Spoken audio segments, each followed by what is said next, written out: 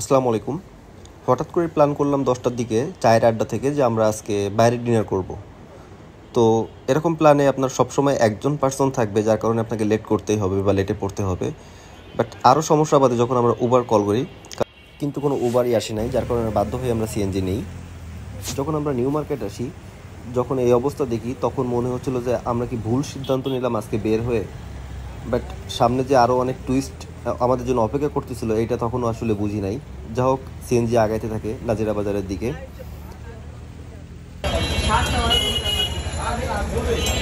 নামেন নামেন ভাই নামেন। 2 পিস 3 পিস আর এক কয় পিস? এই যে পিস চলে আসছে আর একটা। আমাদের মূলত প্ল্যান ছিল আমরা হানিফ বিরিয়ানিতে খাবো, বাট ওখানে এত বেশি ভিড় ছিল এবং সিরিয়াল ছিল, যার কারণে ভাবলাম যে আমরা যেহেতু অনেক ক্ষুধা, বাইরে থেকে হালকা নাস্তা করে দেন আমরা আবার হানিফ বিরিয়ানিতে ব্যাক করব। যা হোক, পাশেই ছিল একটা বিখ্যাত কাবাব ঘর, বিসমিল্লা কাবাব ঘর, সেখানের উদ্দেশ্যে আমরা রওনা দিলাম। বাট সামনে যে দেখি আসলে বন্যার পরিস্থিতি ভয়াবহ, পানি উঠছে, গাড়িগুলো আসতে পারতেছে না ঠিক মতো। যা হোক, এটার পানিতে নামতে হয়নি, এটার আগেই ছিল হচ্ছে বিসমিল্লা কাবাব ঘর। আমরা সেখানে যাই এবং কিছু খাবার অর্ডার করি। মূলত ভিড় কমার জন্যই, ওয়েট করার জন্যই মূলত এখানে এসে কিছু নাস্তা করা। আর যেহেতু অনেক ক্ষুধা ছিল, যা হোক আমরা এগুলা অর্ডার করছিলাম, মগজ ফ্রাই, রেশমি কাবাব। যা হোক, এটা শেষ করে যখন বাইরে বেরোলাম, দেখি যে মুষলধারে বৃষ্টি শুরু হয়ে গেছে। আমরা ছিলাম 5 জন এবং ছাতা ছিল একটা, যার কারণে 2 জন করে যাচ্ছিলাম, আবার একজন ব্যাক করে বাকি জনদেরকে নিয়ে যাচ্ছিলাম। যেহেতু পাশেই ছিল হানিফ বিরিয়ানি, বাট ভাগ্যের আসলেই নির্মম পরিহাস, যা যা প্ল্যান করছি সব কিছুই ভেস্তে গেছে। আমরা যে এদিকে হানিফ বিরিয়ানি বন্ধ হয়ে গেছে এবং টোটালি লক। এবং তখন ঘড়ির কাঁটায় অলরেডি রাত 1টা বাজে এবং আশপাশ থেকে কোনোভাবে বোঝা যাচ্ছিল না রাত 1টা বাজে, কারণ এত বেশি জ্যাম ভিড় ছিল। যা হোক, পাশেই ছিল বোখারি নামের একটা বিরিয়ানি ঘর। সব টেবিলে আচারের একটা বয়াম ছিল। যা হোক, বড় ভাই এক্সপেরিমেন্ট করতেছিল টেস্ট কেমন হয়, এবং তার প্রতিক্রিয়া ছিল দেখার মতো, যদিও এটা তার ফেক প্রতিক্রিয়া ছিল। যাই হোক, একটা লেখা দেখতে পেলাম, আই লাভ বোখারি, যদিও আগে কখনো নাম শুনি নাই।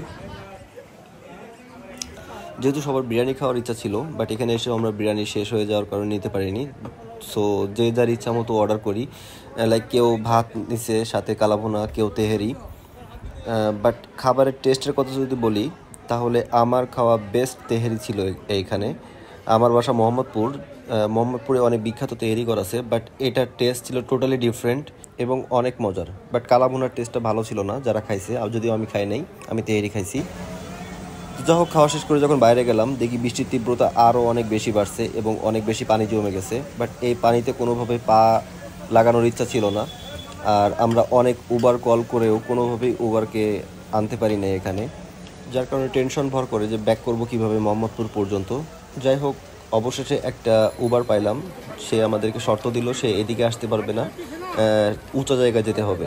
যা হোক, আমরা রিক্সা নিয়ে এখান থেকে বেরোনোর ট্রাই করলাম, 2টা রিক্সা নিয়ে আগাতে থাকলাম এবং দেখতে পাচ্ছেন কি পরিমাণ পানি জমছে, যার কারণে উবার এদিকে আসতে চায়নি। বিউটি লাচ্ছি দেখতে পাচ্ছেন, ইচ্ছা ছিল এখানে লাচ্ছি খাওয়ার, বাট সেই ইচ্ছার গুড়ে বালি।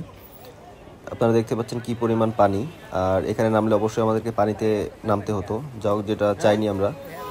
যা হোক, আমরা উবারের কাছে পৌঁছে দেখি অবস্থা আরও খারাপ, গাড়ির ভিতরে পানি ঢুকছে এবং ড্রাইভার সেটা পরিষ্কার করতেছে, নিষ্কাশন করতেছে এবং আরও কিছুক্ষণ ওয়েট করা। সে এই পর্যন্ত আসতে যে তার গাড়ির ভিতরে পানি ঢুকে গেছে, যদিও সাইলেন্সের পাইপে পানি ঢুকে নেয়, যার কারণে স্টার্ট নিচ্ছিল।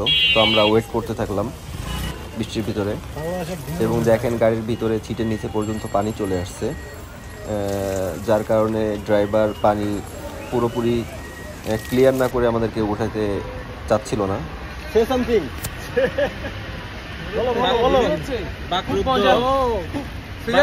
কিছু বলবো? হ্যাঁ, এই যে আমাদের এই থ্রিলিং এর কারিগর হাবিব ভাই, আমি কি করব? নাইম ভাই, আমি কি করলাম? আপনি একটু আগে বেরোলে ওই বিরিয়ানি এতক্ষণ বৃষ্টির আগেই চলে যেতাম। নাইম যদি ডিজেলটা না দিত তাহলে তো আগুনই জ্বলতো না।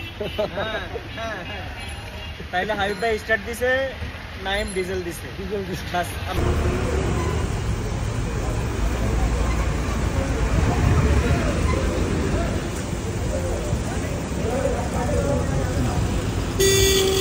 কত বিচিত্র একটা মানুষের জীবন। যা হোক, আমরা রওনা দিলাম বাসার উদ্দেশ্যে।